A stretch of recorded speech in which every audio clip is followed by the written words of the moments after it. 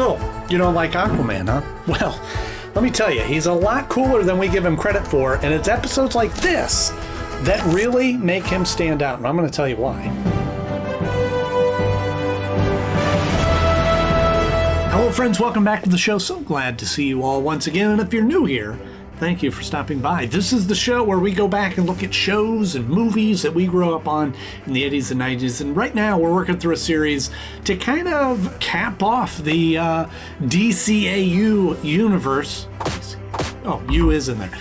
To cap off the series, I started with Batman the Animated Series, and then Superman, Batman Beyond. Now we're on Justice League. And today we're talking about the episodes The Enemy Below, which originally aired on December 3rd, 2001. Now this episode brings in Aquaman, which has not been part of the Justice League. And actually, I kind of forgot that he was not a regular member of the Justice League until this episode came up. But I'm glad that they at least spent some time with him, which may answer my question of whether or not Aquaman is that cool. I didn't even remember he wasn't part of this.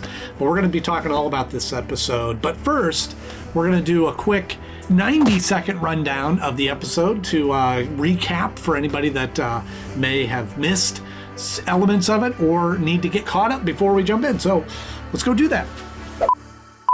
All right, so there's a sub that goes down and the Atlanteans attack because it's in their territory, and they sink the sub, and the Justice League comes to rescue the crew, and Aquaman comes to the surface and to speak to the world leaders, and he demands that you got to stop polluting, and he goes about it a little bit all the wrong way, and then the rocket goes in and it fires at Aquaman, and he's injured, and it turns out it's Deadpool, and they chase him down, and they do a little research and find that he was paid in gold, and so Orm takes command of the throne, and he was behind this plot the whole time, and the Justice League are going to warn that this to Aquaman because he goes back to Atlantis to keep him in the salt water so he can heal.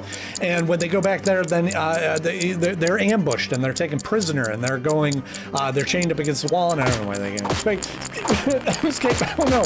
And then Mira appears and frees them because she goes, I think that somebody else is behind this, and they go off to do that, and then she wants them to help her find her husband, and Aquaman is turns out to be chained to a rock, and then Orm shows up with the baby, and he chains him also to the rock, and he goes, hey, he blasts the lava, and he goes, I'm the new king here, and then Aquaman has to make the ultimate sacrifice to cut off his arm so that he can save his son, and then when he does that, they go back, and they all set off to go and stop Orm, and they're at the Arctic Circle and in the battle, and then Orm ends up falling to his death, and Aquaman wants peace for the Atlantis and the surface, and just wants to make peace.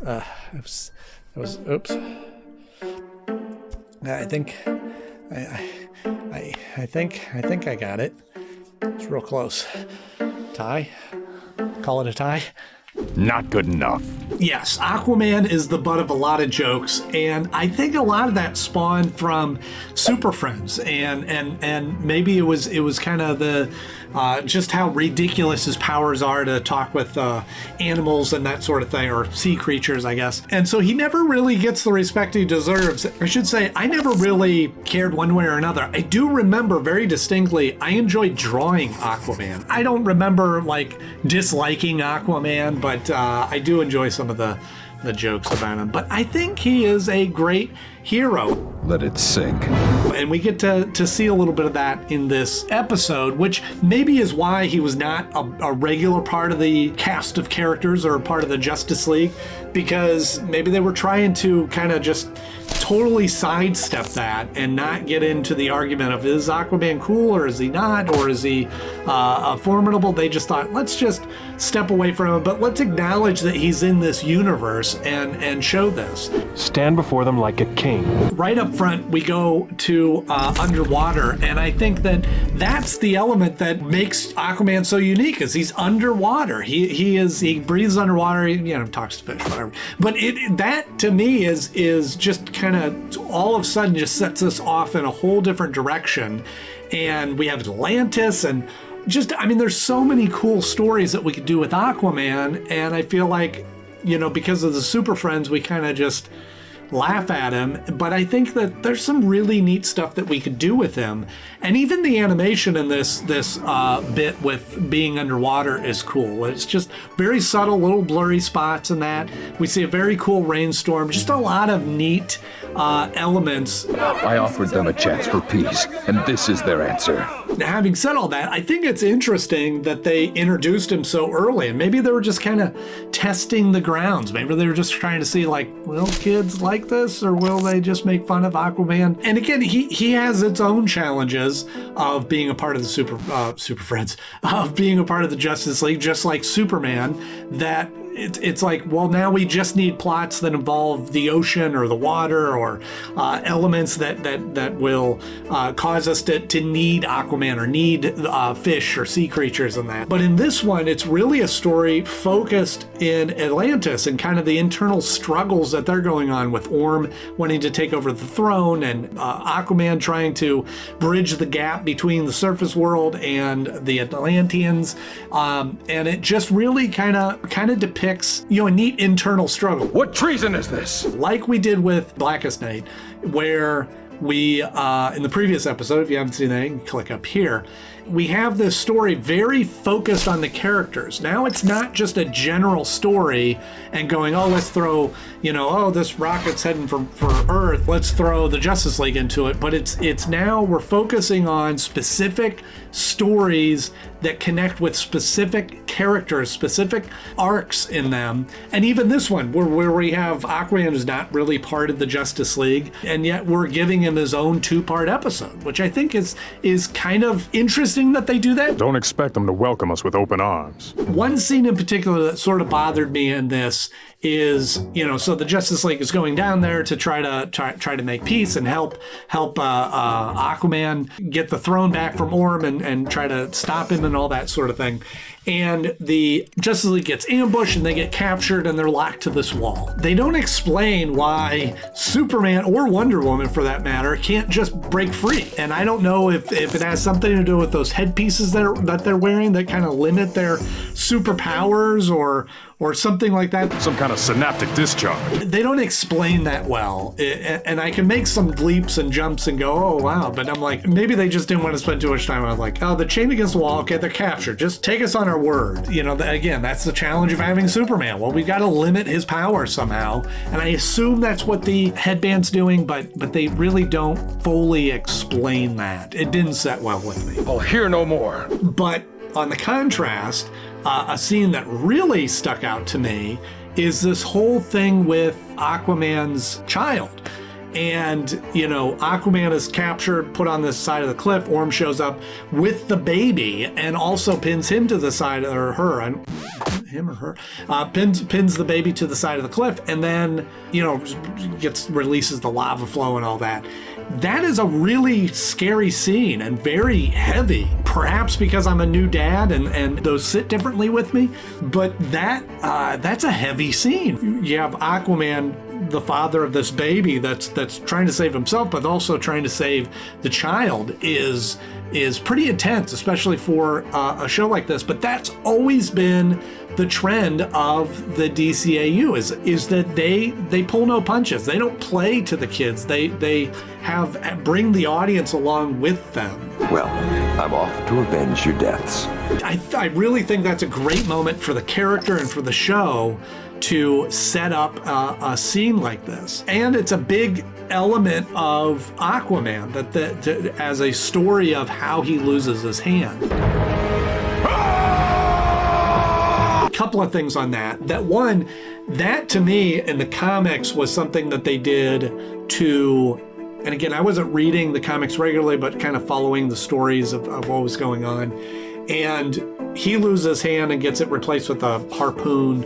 And I think it was in the effort of kind of recreating an image or a version of Aquaman to make him cooler and set him apart from kind of the clean cut, guy. He got long hair, the beard, this hook for a hand. I mean, now he's a really formidable character. I remember some of the artwork from the comic books that was depicting that was pretty wild. I think in the comics he loses his hand by piranhas or something chew it off. But they kind of retold this story, and I think it's strong that he has to cut off his own hand to save his baby. Pretty cool, pretty impactful. His own hand.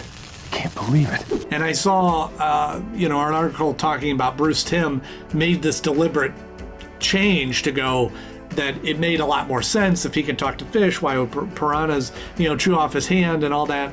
And it kind of sets him up as here is a very strong character that's willing to sacrifice part of his own body to save his child, is really strong. I also saw in there that Bruce Timm insisted on having the blanket that he uses to wrap up his hand, have it already be red so that they could mask the blood that was bleeding from his hand, or that would be bleeding from his hand. I think that was a good animation choice because obviously they couldn't have shown a blood-soaked blanket, but they could show, it was red already. Where is Orm? So overall, this is a great episode. I think that the emotional weight that they carry, and that's something that always sticks out to me in these episodes, is the ones that actually have some emotion behind it, and not just, it's good guys fighting bad guys, but like this struggle for power, and Aquaman being the true king of Atlantis, earning his throne and willing to sacrifice, and Orm, just being a power hungry and that sort of thing. But then they tie in this emotion with the sacrifice of his child. I think makes for a really strong story. Help is on the way. This is a very strong offering, and for all those reasons, I rank this one as number one of my favorite episodes so far of the Justice League. Again, not a lot to rank it against, but it's really because it's a strong emotional story. In Blackest Night, it didn't move the overall plot of the show forward, in my opinion. It was a great kind of one-off element, and Secret Origins, is down there because it was a weak enemy to establish the team when it all was said and done. This did a lot of great work to kind of move Aquaman forward to go, hey, this is a cool character, and don't just discount him because of previous iterations of him. We've got a cool take that we can do on, Aquaman. This isn't just for kids anymore. You did it! So that raises a question to all of you. What's the best version of Aquaman that you've seen? I thought casting Jason Momoa as Aquaman was a great choice also, because it again kind of furthered that image of this is a cool Aquaman. He's a real formidable character. And a lot of heroes in the past were silly and goofy and a little campy. And I think Aquaman just took a little bit longer to kind of overcome that previous image. But I think he really kind of owns it well. Amen. But let me know, what's your favorite version from the comic books, from any of the animated iterations? Let me know in the comment section below. As always, thank you so much for watching. If you enjoyed this episode, please click the like button and subscribe if you haven't done that already, because next up we're going to be talking about Injustice for All. Not the movie Injustice, I've already reviewed that, but we're talking about Injustice for All is the next episodes that are coming up. And again, thank you so much for watching. I'm Andy Knode. I'll see you next time.